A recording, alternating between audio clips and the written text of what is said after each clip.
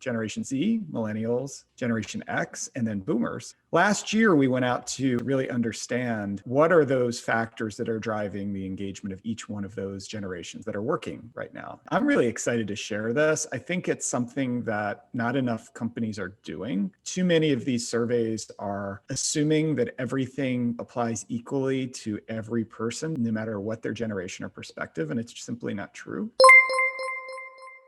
Hi, everyone. Welcome to PeopleMetrics Live. Today, we are talking about how to understand what matters most to different generations in the workplace by using employee experience survey questions that consider generational differences. If you've got questions for our team, please drop them in the comments below and we'll be sure to answer them. So Sean, we have walked through our framework for measuring the employee experience before, actually in a previous session of PeopleMetrics Live, which you can watch on YouTube. So can you tell us a little more about how these questions we're going to talk about today that are geared towards different generations fit into the larger picture of measuring employee experience? Yeah, definitely. You know, employee experience or employee engagement, as they called it, employee satisfaction back in the day, that's been measured for a long time, right? And you know, people tend to ask a lot of questions on these type surveys, and probably too many, frankly. So let me just take a step back in history. So oftentimes 20 years ago, you know, people would ask hundreds of questions in these surveys. And frankly, that's just too much time, effort, energy from your people to provide the feedback. And then there were some offers that were much shorter, you know, just a handful of questions. And they tended to be much more well received. But there really hasn't been an update, I didn't think, to that approach in a long time. So last year, we went out to a representative sample of the United States full-time workers. And we went out with we call it independent research, and tried to figure out, you know, what was really driving the behavior and experience of employees in today's age. And as part of that, we did a deep dive on the 4 generations that are working right now: Generation Z, Millennials, Generation X, and then Boomers. And we took a separate look at the data to really understand, you know, what are those factors that are driving the engagement of each one of those generations separately. And I'm really excited to share this. I think it's something that not enough companies are doing. I think it's too many of these surveys are assuming that everything kind of applies equally to every person, no matter what their generation or perspective, and it's simply not true. You know, we're going to get into some of these factors, but you know, it's like a classic segmentation of your base of people that you're trying to understand. Very rarely is there one segment in any market, and your employees are an example of a market, right? Kirk, I mean, you've done a lot of customer work too. It's just something that makes a lot of sense to kind of do deep dives like this, I think. Yeah, absolutely. And I think, you know, it's important as a company, you want to get at the big picture. You want to say, here's the overall findings from our employee study, but you don't want to just apply that same overall picture to every group, assuming everything is the same. And so it is important, exactly what you're saying, to do that segmentation and to say, you know, we have different generations, we have different groups within our organization that have different roles and responsibilities. And so even though we have an overall employee engagement picture, we need to know how each group needs to act on that in order to improve their experience.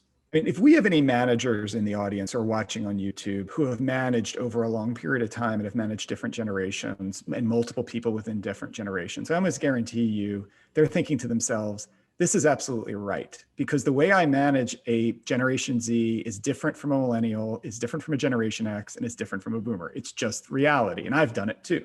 Like, I've had this company 20 years and I've managed a lot of different people. And it just isn't the same. They don't have the same triggers. They don't have the same kind of values in some ways and what's really important to them. And, you know, I strongly advise, asking questions outside of the core. And we're going to introduce the core model again, right, Madeline, in a second? Yeah. Hi, it's Madeline. Thanks for joining us for PeopleMetrics Live. If this is your first time watching, PeopleMetrics Live is a weekly live webinar session where experts from our team answer your questions about customer, employee, and patient experience measurement and management. And sometimes we show you how you can achieve your goals using tools within our experience management platform. We've been doing this for over 2 decades now, and this is a great way for us to share our knowledge with you. You can sign up for upcoming sessions of PeopleMetrics Live at www.peoplemetrics.com/events and bring a friend. Core questions are important for everybody. And I think that's something to always keep in mind. What we're talking about is adding supplemental questions in your survey that tie to different generations and making sure that they're accounted for, their voice. And we can talk a little bit about tactically how you do that, but I'd rather first just look at the questions themselves, and then we can talk about implementation maybe a little later. Sure. So why don't we get to the overall model, Madeline? We're going to show something today. So we went through this. That was a little while ago, maybe last month or the month before, Madeline, we did this. Yeah. So in our model of employee experience, it's based on a hierarchy of needs. And it's like Maslow's hierarchy, where fundamental needs need to be fulfilled before the next level of need is relevant. So like in Maslow's hierarchy, things like breathing and safety are like fundamental needs before you're worried about other things like your purpose in life, right? So that's kind of the idea. So for our model, the number one kind of fundamental need is people need to feel valued. And one key way they feel valued is the resources you give them, which are things like fair pay and tools and equipment to do their job. So that's kind of how the model works. So those are the actual questions that we have there, EX1 and EX2. And there's 14 questions in our core model. And what we're saying is these questions apply to every generation. It doesn't matter which one it is. Every generation cares about getting a fair return for what they provide. Every generation needs good tools and cutting edge tools to do their jobs, right? And then we would move up a level in terms of culture. After you feel valued, you have to feel, hey, I fit in here. And here are some questions you can see that really tie to that, around diversity, being heard, place being a fun place to work, and personally aligning with the company values. So that's kind of where it is around I fit in here. After I fit in here, there's the next level. And that's I'm growing at the company. These are personal development and growth goals. So my manager provides opportunities for me to learn and grow, as well as there's some sort of feedback process in place that helps me improve. So that's some sort of performance management, talent evaluation, talent approach to help grow folks at an organization. And then the next level is purpose and my work matters. Purpose has always been a really important question. We've been doing this 20 years. I get a sense of purpose from my work has been a key driver of employee experience and engagement forever, and it probably will continue to be, as well as, I have some sort of autonomy to get some things done. Those are really important sort of my work matters factors. And the final top part is some sort of emotional connection with the organization around pride of working there. This is around trusting senior management, which has always been important. This reputation question is an important one that keeps popping up more and more. And then there's two at the end around delivering a great customer experience, which we know has a great impact on revenue, bottom line, but a great employee experience links to that. So questions are around high quality products and services and being known for being excellent to customers and treating customers well. Those kind of round out the 14 questions that, no matter what generation you're part of, we're finding these are all super important in driving the experience and employee engagement.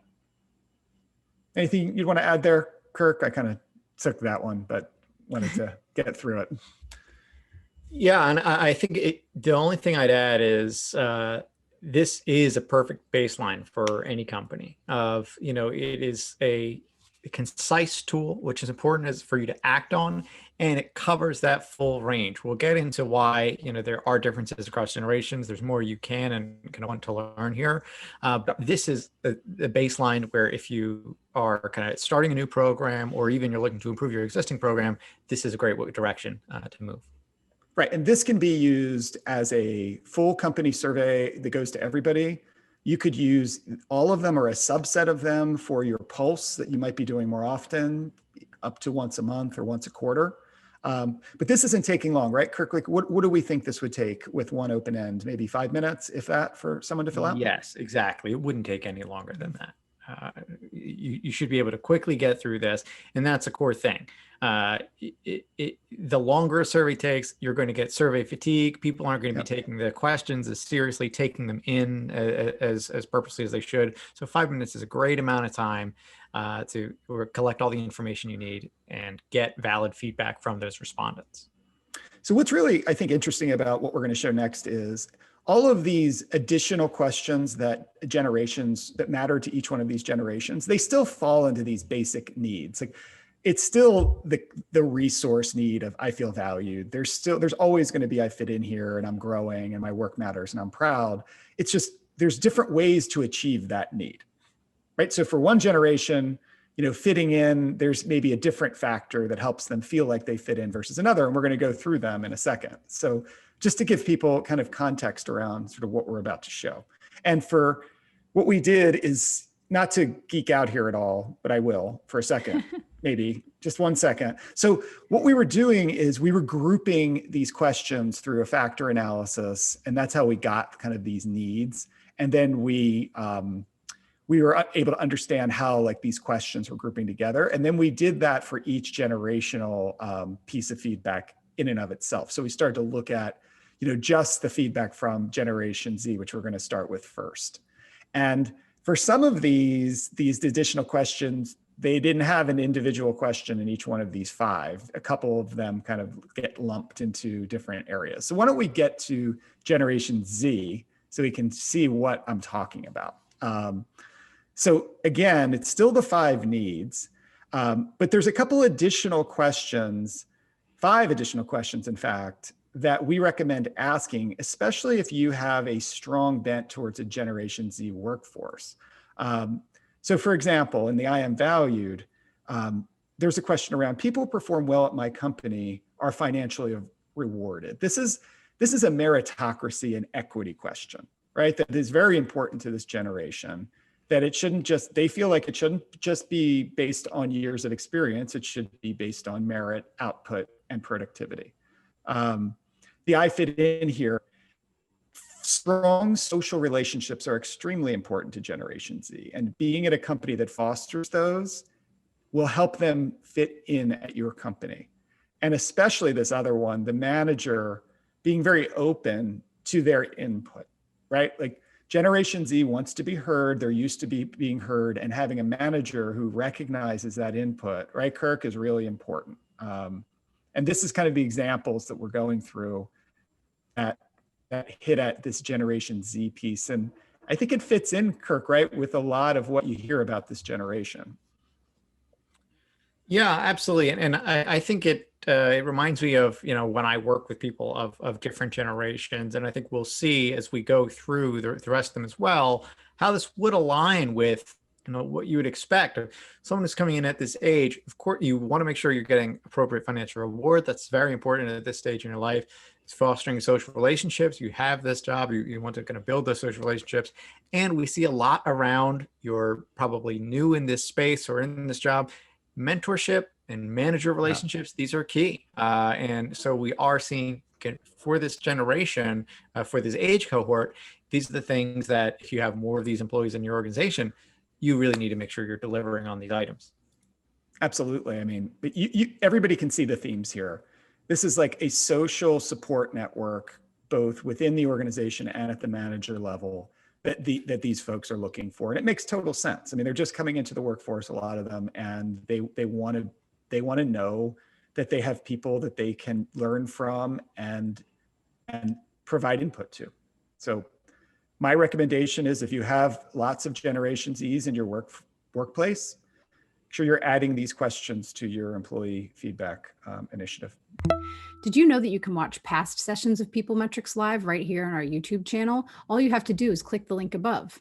Be sure to check them out for answers to dozens of questions, along with stories, tips, short tutorials, and best practices from our team of experts.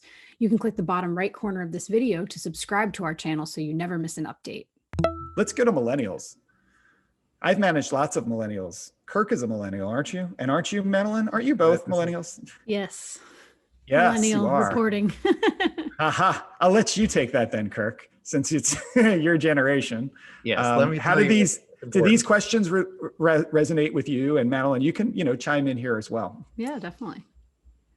All right, so let's go through it. So starting at the bottom, we have having the tools and technology that you need to be productive.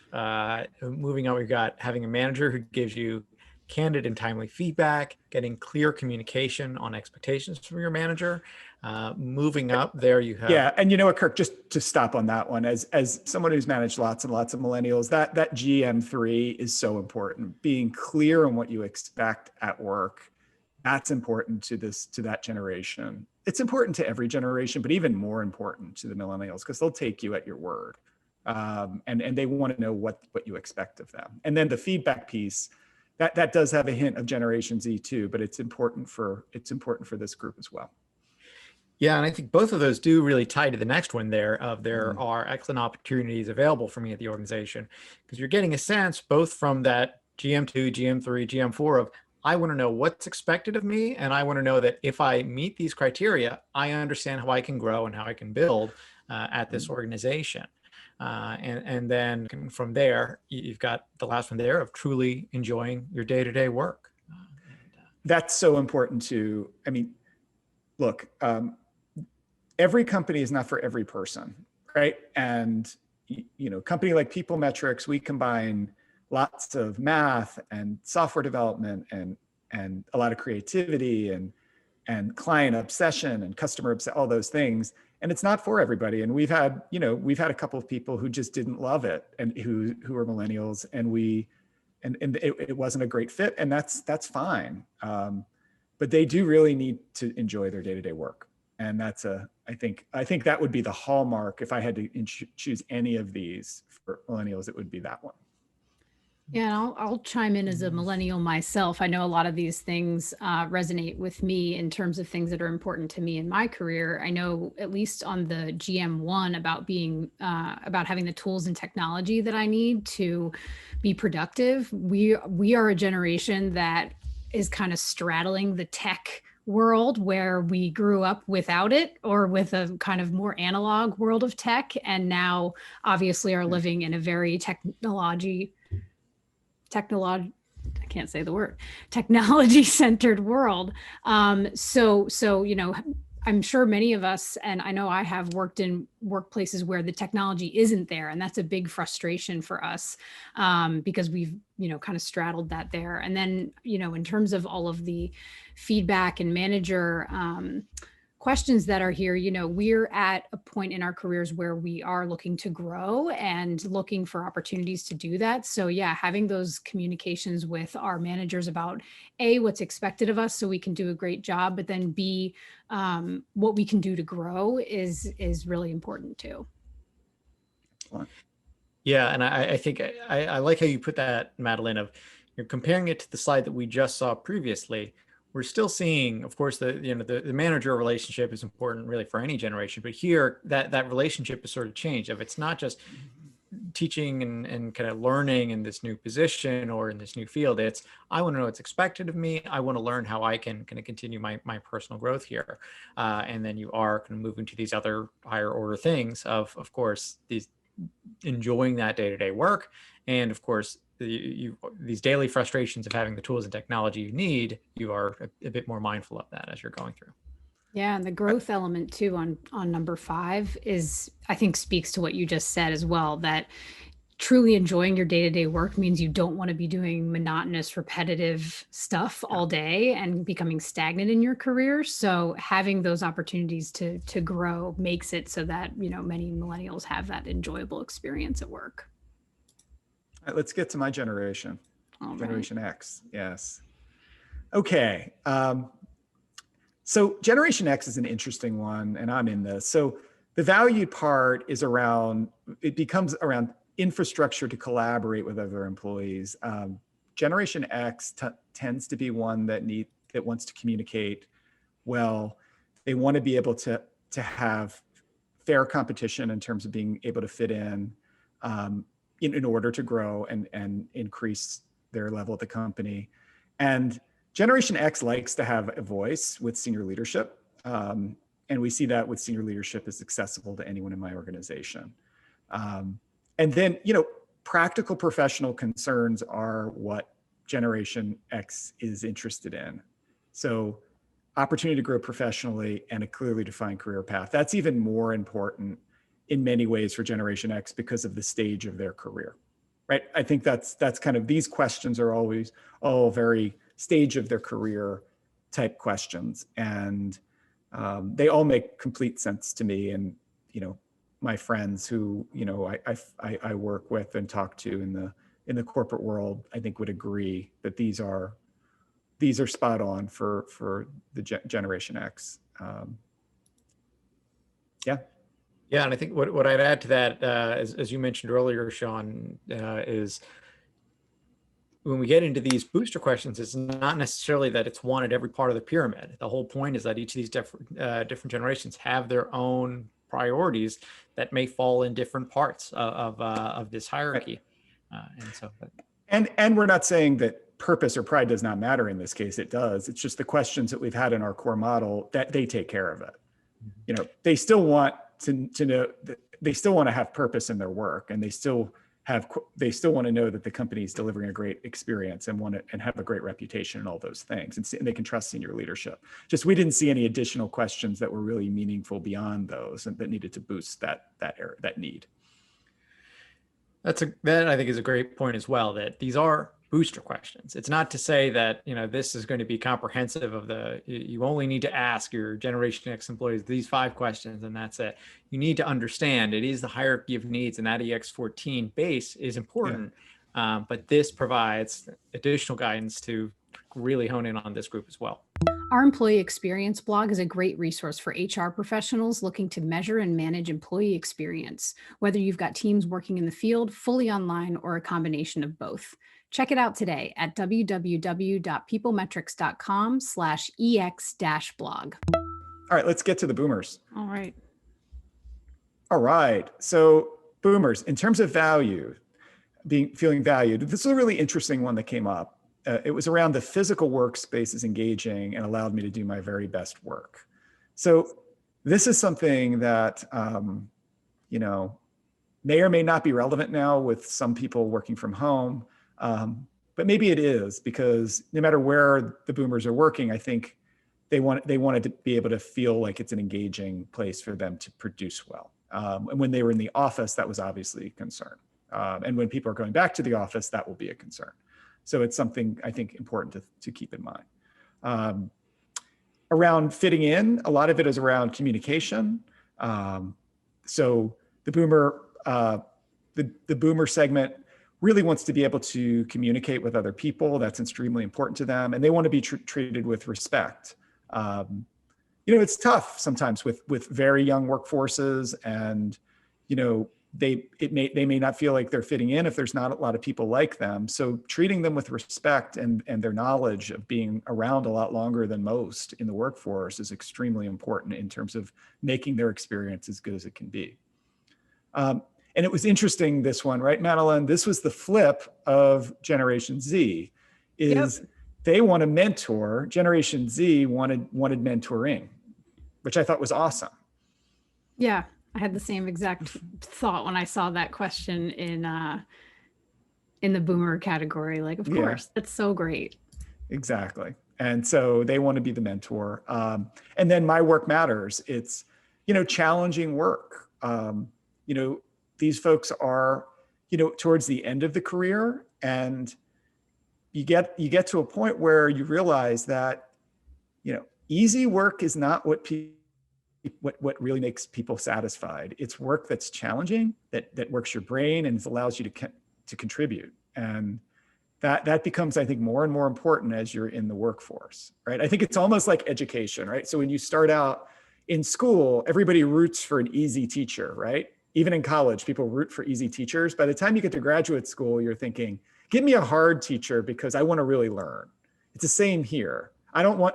give me the easy work maybe in the beginning, but by the end, give me a work that I can have a legacy around and really challenges me. And I think you're seeing that pop out as wiser people are in the workplace. Wiser just meaning that they've seen a lot more things. And that rounds out the questions. Yeah, well, thanks for taking us through that tour of the, just giving us a refresher on the pyramid, the basic, framework of the EX14, and then going through these questions. Yeah, it naturally kind of takes you through the evolution of a career, right? And it's paired with these different generations. So I know we're just about at time, but we do have a couple of questions here about these questions. So first one here is, do you recommend asking the EX14 main pyramid and the generational booster questions? Right. So that depends on your organization. So we always would recommend asking the 14, right? So that's like, that goes without saying, that should be the first 14 that you ask. And then you should look at your workforce. So, based on just HR files in terms of ages, what generations are most prevalent at your organization. So if you have most of your organization in a certain generation or two generations, I would certainly include them as well. I don't recommend asking just that generation those questions. I would still ask everybody those questions. But what you want to keep in mind when you're looking at the data is you want to start to weight those answers for those generations, and maybe even test out within your organization whether they're truly driving the experience. So, we do this all the time for our clients, but we would run a regression on, let's say, net promoter score. Would you recommend the organization to a friend or family? And take a look, what is the ranked order of all of the items that people are answering to see what's driving that outcome question. And then we can see for each, we could do that per generation even and see which pops up to the top. So really, let me just take a step back. It depends on your organization. If you have kind of skewed to one group, you can certainly just ask those questions and include it to everyone.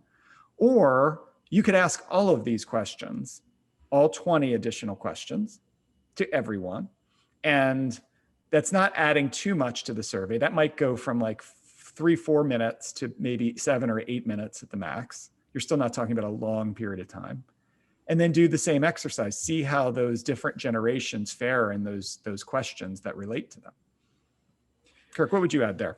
Yeah, I think the only thing I'd add there is that, of course, if you're doing smaller pulses throughout the year, then you can really hone in on just 1 or 2 or 3 of these, with the idea being, you found within your annual survey, we're underperforming with one of these groups. So you're underperforming on this idea of mentorship. Building that is going to take time, and so you want to really focus on that as an initiative, and then in a quarter take a pulse maybe on just the mentorship question. So you can hone in, but when you're doing your big end of year survey, make sure you're asking the full set. And you know what else, Madeline? This is another thing to keep in mind. When you're analyzing this data, I would definitely segment it by generation and just see if there are a lot of differences within your organization, right? So people segment this data usually by what? Like department, work group, right? Kirk, all these different, maybe even gender, maybe a couple other demographics, but I don't see a lot of generational segmentation, which I think should really happen.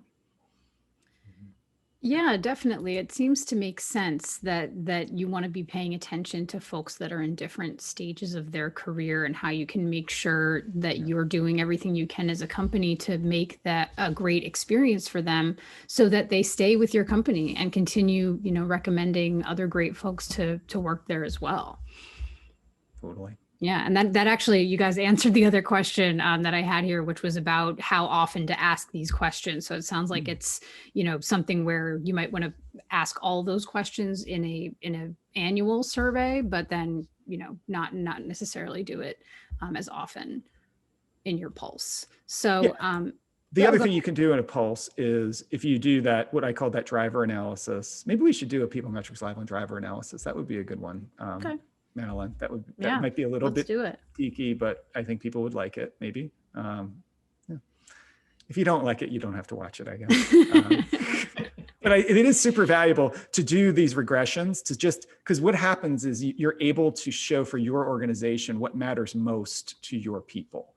And if you do that on an annual study and you segment it by the generations, you might find one question per generation that really, really matters to them in addition to the 14, and you might just include them as well rather than all 20 of them. 5 times 4. Maybe it's just 4 additional questions. So those are things like you can do. And I think, you don't want to waste your people's time. So you want to ask as few questions as you possibly can to get the answers you need to improve their experience. Awesome. Awesome. Yeah. I'm sure that certainly helps with your focus as well as you're working on these larger projects. Like Kirk, you said, mentorship programs can take a long time, et cetera. So, well, it looks like we're at time, guys. Thank you both so much for sharing your expertise with us today and taking us through this pyramid. This was an awesome conversation about how to understand what matters most to different generations in the workplace.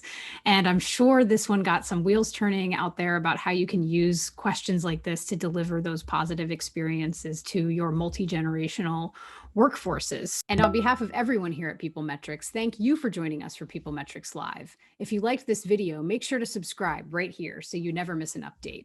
And have you checked out other sessions of PeopleMetrics Live yet? You can click right here to watch them all. I'll see you there.